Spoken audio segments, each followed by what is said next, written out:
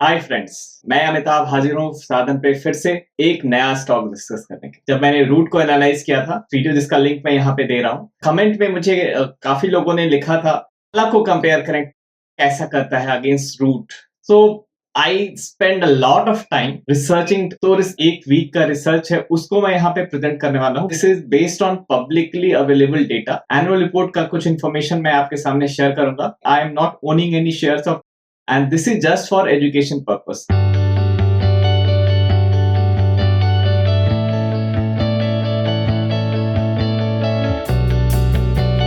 So let's start with a mental model, और ये mental model है मैनेजमेंट क्वालिटी। फिल फिशर के बारे में आपने सुना होगा, जिसे वॉरेन बफेट अपना गुरु मानते हैं।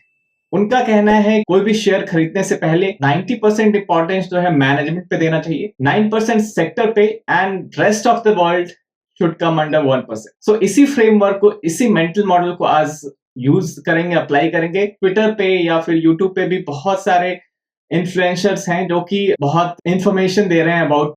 I think that is just 9%। Let's focus on 90%, because 90% जो मैनेजमेंट है ना, वही आपको पैसे अर्न करके दे सकता है। ये सेक्टर का ज्ञान और ये सब की प्लेटफॉर्म एज ए सर्विस और इतनी दुनिया भर की जो नॉलेज जो कि ट्विटर पे जनता शेयर करती है, वो सब आपको वेल्थ क्रिएशन में ज्यादा हेल्प नहीं करने वाले हैं। सो अपनी अकल लगाओ, सबसे पहले मैनेजमेंट को पहचान। और not just Phil Fisher, Warren Buffett को कैसे भूल सकते, जिन्होंने एक अपनी बहुत ही फेमस कॉकरोच थ्योरी दी थी। एंड ही सेड, अगर आप घर के किचन में जाते हैं और आपको एक कॉकरोच दिखता है, just one cockroach, then be sure कि वहां पे बहुत सारे cockroaches. You just have to turn on the light. आप लाइट टर्न ऑन करेंगे and you will see many many cockroaches. अगर आपको एक मिला है ना, तो गारंटी है कि वहां 5 और है। ये कॉकरोच थ्योरी जो है मैं अप्लाई करूंगा आज। स्टॉक में क्या कॉकरोचेस हैं, रेड फ्लैग्स हैं या ऐसा कुछ है, ये हम एक्सप्लोर करेंगे with open mind. I don't have any बायस, मैं एक प्योरली अनबायस्ड ओपिनियन देना चाहूंगा। तो सबसे पहले ढूंढते हैं कॉकरोच। कॉकरोच नंबर 1, इन जनरली मैनेजमेंट का एक अभिन्न हिस्सा होता है बोर्ड ऑफ डायरेक्टर। सो मैं आपके सामने के बोर्ड ऑफ डायरेक्टर का डिटेल दे रहा हूं। यहाँ पे आप देख सकते हैं कि एजुकेशनल है, इनका प्रीवियस बैकग्राउंड है, ये सारी चीजें यहाँ पे हैं। Can you see the cockroach?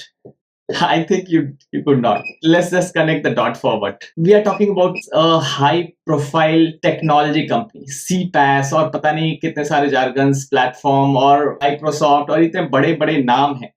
I wander कि इनके साथ बात कैसे करते होंगे ये लोग, because I think Microsoft is a tech company. Twilio जिसको ये एडमायर करते हैं, दीज आर टेक कंपनी। और टेक कंपनी से उनके लेवल पे जाके बात करने के लिए you have to be at least an engineer. Hyderabad is known as hitech city, but this Hyderabad based company doesn't have a single person in its board जो कि bachelors of technology, bachelors of engineering, कोई भी engineering degree, diploma in engineering भी हो, ये सारा board जो है वो उसमें सीए हैं, सीएस हैं, एमबीए है। सो ये जो 8 बोर्ड ऑफ डायरेक्टर्स हैं उसमें एक भी टेक्नोलॉजी पर्सन नहीं है। सो एक टेक कंपनी का एक नॉन टेकी सा बोर्ड है। थोड़ा सा यहाँ पे मुझे खुशी सा लग रहा है, तो शायद कहीं एक कॉकरोच बैठा हुआ। I don't know, I am not seeing a cockroach in the screen. Are you seeing any cockroach on the screen? अगर आपको दिखता है तो प्लीज कमेंट में बताएं। मैंने तो वीडियो में कॉकरोच डाले नहीं थे, यहाँ पे दिख रहा है अगर तो आई डोंट नो। फिर इस बोर्ड में एक और अलार्म है। मेरा बैकग्राउंड है वो क्रेडिट मार्केट का आता है। तो क्रेडिट मार्केट यानी कि मैंने प्रोजेक्ट फाइनेंसिंग की हुई है, कॉर्पोरेट फंडिंग की हुई है। So I know the corporates, I know their skin. So that's why previous association में जो कुछ नाम है वो जब चमकते हैं आंखों के सामने, जैसे राम की इंफ्रा, तो मेरी मेमोरी जो है वो फ्लैशबैक में चला जाता है। पता है अब राम की इंफ्रा से मुझे क्या याद आता है?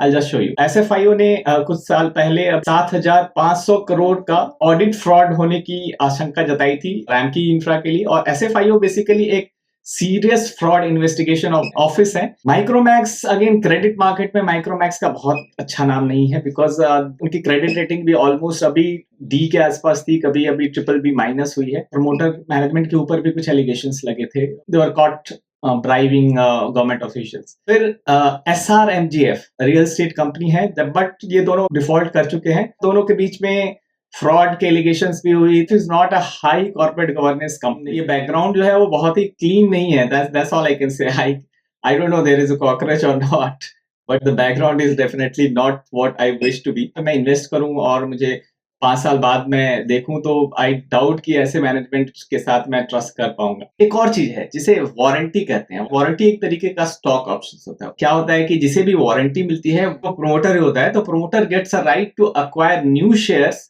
from the company at a fixed price by paying just 25% of the price.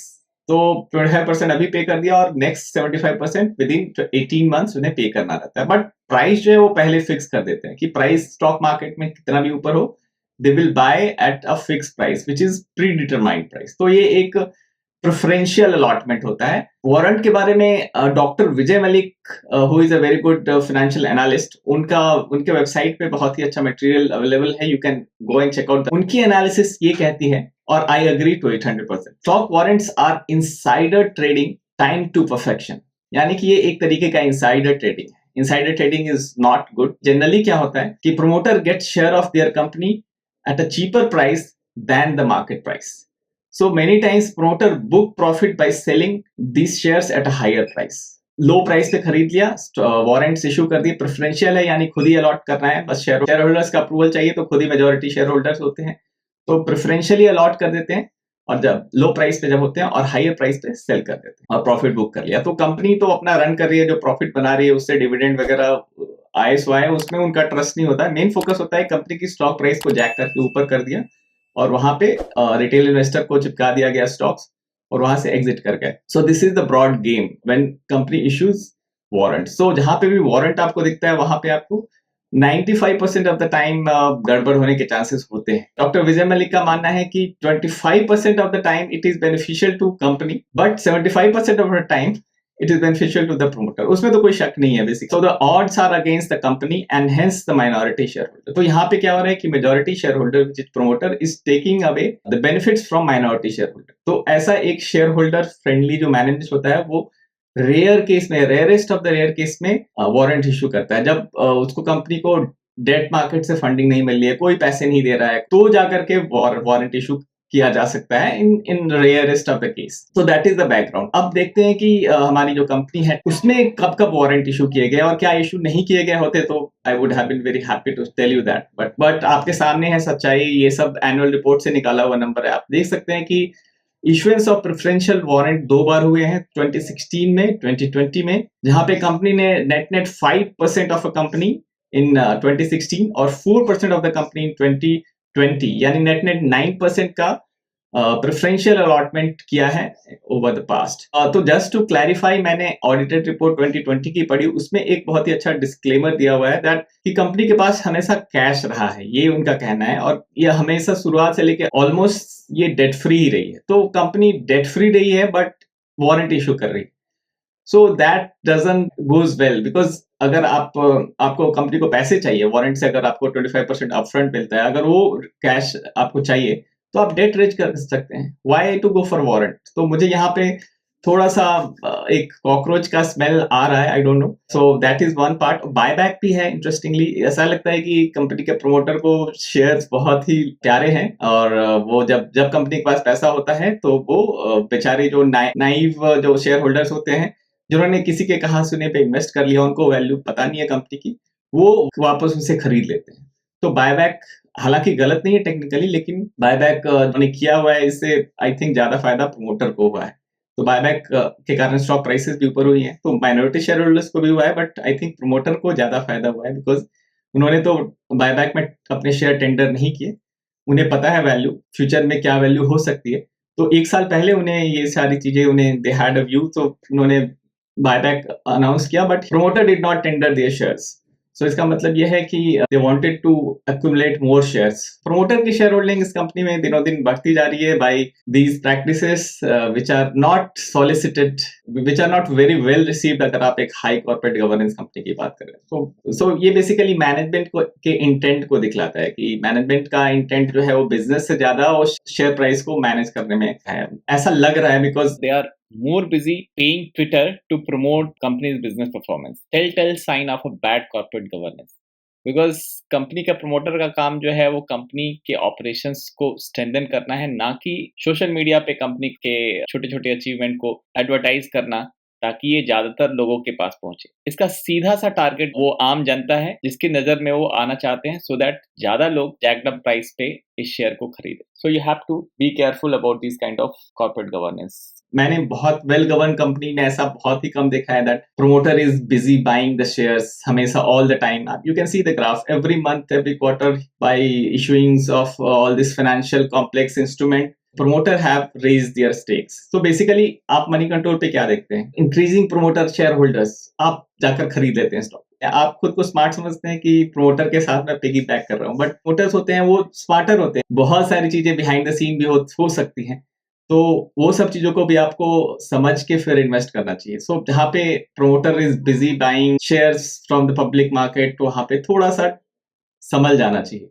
Because after all Phil Fisher ने कहा है कि be extra careful when buying into companies and industries that are the current darling of the financial market. यहाँ पे जो चीजें हो रही हैं उसको आपको बहुत ही लेंस लगा के देखना पड़ता है, so that you can find the cockroaches and you can avoid them. एक अकाउंटेंट का हैट अब मैं पहनता हूँ, तो इस कंपनी का एक नंबर जो मुझे बहुत वियर्ड लगा वो ये कि डेप्रिसिएशन जो है वो फ्लक्चुएट कर रहा है, कभी ऊपर कभी नीचे। आप देख सकते हैं चार्ट में, कभी 14% हो जा रहा है, कभी 2% हो जा रहा है, कभी 7% हो जा रहा है। अनलाइक रूट मोबाइल जहाँ पे डेप्रिसिएशन हमेशा as a percentage of sales जो है वो 2 to 3% ही रहा है, एक स्ट्रक्चर्ड वे में रहा है। Something is wrong with this companies capital allocation strategy. That's why I looked at their balance sheet. आप प्रॉफिट एंड लॉस स्टेटमेंट देख करके इन्वेस्ट कर देते हैं और फ्यूचर के प्रोजेक्शंस जो ट्विटर पे पढ़ के इन्वेस्ट कर देते हैं, बट आपको बैलेंस शीट पढ़नी चाहिए। बैलेंस शीट में आपको जो पुराने ग्रेवयार्ड होते हैं ना वो सब पता चलता है। तो इस कंपनी ने कुछ 2 साल पहले 2019 में एक्वायर किया था company from Blackstone.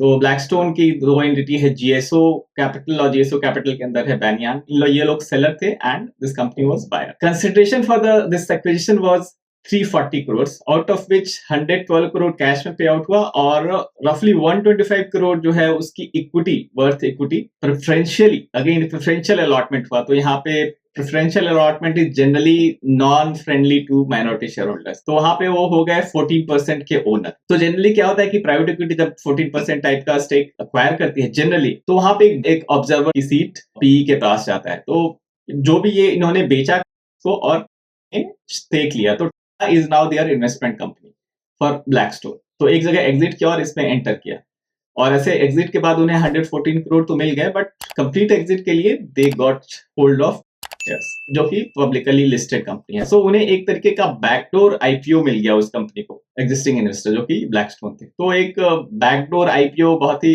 Complex accounting trickery है जिसके थ्रू बहुत सारी कंपनियां, बहुत सारे श्रूड प्राइवेट इक्विटी प्लेयर्स जो होते हैं वो एग्जिट लेते हैं। तो ब्लैकस्टोन ने भी एग्जिट ले लिया। अभी वो 14% पे थे और धीरे धीरे आज के डेट में 31 दिसंबर तक जाते जाते उन्होंने ऑलमोस्ट लेस देन 1% हो गया उनका शेयर्स। तो over a period they have sold it to FPIs and सबको सेल किया। मेरा जो डाउट ये है कि जनरली प्राइवेट इक्विटी अगर 14% शेयर लेती है तो एक ऑब्जर्वर सीट भी लेती है, एक डायरेक्ट बोर्ड ऑफ डायरेक्टर में एक रिप्रेजेंटेटिव तो ब्लैकस्टोन का होता ही होता है, और सम केसेस 2 होता है। तो that is again a red flag की एक वर्ल्ड की इतनी बड़ी प्राइवेट इक्विटी फंड इन्वेस्ट करती है एक कंपनी में और ऑब्जर्वर सीट छोड़ देती है। इसका मतलब कि something is fishy, it is not very normal. ऐसा rarest of the rare cases में हो। तो ऐसा क्यों हुआ I don't know, but raise is the question. So coming back to acquisition, तो एक्वायर तो उन्होंने कर लिया, अब उसकी अकाउंटिंग ट्रीटमेंट कैसे हुई? जनरली क्या होता है, एक्विजिशन करते हैं तो वो उसमें एक गुडविल का नंबर आता है। गुडविल क्या होता है कि this is the difference between the price paid and the book value of N acquisition. इसको इन्होंने एक्वायर किया सपोज 340 करोड़ देकर के, और उनकी बुक वैल्यू, उनके जो एसेट्स थे, एसेट की वैल्यू जो थी वो सिर्फ 200 करोड़ थी। रफली 150 करोड़ का गुडविल क्रिएट किया है अपने बुक्स पे। तो गुडविल क्रिएट किया, दैट इज नॉर्मल, वो होता है, that is I am not questioning that. But next year में 2019 अगस्त में जब का नाम चेंज कर दिया, कॉर्पोरेशन प्राइवेट लिमिटेड कर दिया, तो इंटरेस्टिंग चीज क्या होती है, उसमें से 46 करोड़ का गुडविल था, उसको राइट ऑफ कर दिया पहले ही साल में। मतलब कि आपने 340 करोड़ की वैल्यू लगाई, उसमें से 130 करोड़ का गुडविल आया, उसमें से 46 करोड़ आपने राइट ऑफ कर दिया on a first year itself. Looks like something is going on here, I don't know what is going on, but acquisition के नेक्स्ट ईयर में ही इन 30% impairment, it shows that something could be wrong with the acquisition or the acquisition price. So there could be many beneficiary out of these transactions. So वो चीजें हैं, that so again that is something which I don't want to get into. सो वहां पे भी मुझे आई am not convince कि वहां पे क्या हुआ. So I am just raising this question. Goodwill आपने क्रिएट किया, चलो वो मान लेते हैं बात, बट अगले साल राइट ऑफ क्यों कर? डिस्क्लोज कहाँ किया है? कोविड-19 updates. They are saying that because of covid the valuation got impaired bye 46 crore, जिसके कारण कंपनी को लॉस भी हुआ. So it seems that a case of कि आपको लॉस दिखलाना था उस साल ताकि you get hold of the shares. अगर पिछले साल कम थी, 20 के रिजल्ट्स अच्छे नहीं थे, तो people who wanted to hold share, collect the stocks, they could collect at lower price. But next year में एक्चुअली इसे रिवर्स करने के लिए भी कंपनी गई, पर मैनेजमेंट ने सोचा कि लेट्स रिवर्स दिस ट्रांजैक्शन, क्योंकि अगले साल इम्पेयरमेंट रिवर्स कर देते तो उनको टैक्स बेनिफिट मिल जाता, क्योंकि अगले साल काफी प्रॉफिट हुई थी, ताकि उसको फिर वो अमोर्टाइजेशन में उनको आगे टैक्स बेनिफिट मिल जाता, टैक्स शील्ड मिल जाता. बट अकाउंटिंग लॉ में वो अप्रूव नहीं हुआ. It shows management is not sure about the acquisition और उसकी वैल्यू को लेकर के श्योर नहीं. These things are not very normal to my eyes. That's what I can say. I have nothing against promoter, nothing against the company. I'm not holding any shares. But this is something, as a retail investor, I think you should know, because this is all public information. I'm not saying anything which is not there in the public domain. So this is all about management. Plenty of debate going on. I'm just closing the chapter. No more questions for. I'm not invested. I'm not going to invest ever. So next video में बात करूंगा एक EV stock की, जो कि अभी limelight में आया है. हालांकि मैं उसे लोअर लेवल पे से होल्ड कर रहा हूँ. It is a interesting play on electric vehicle, a direct play on electric vehicle. See you in the next EV video.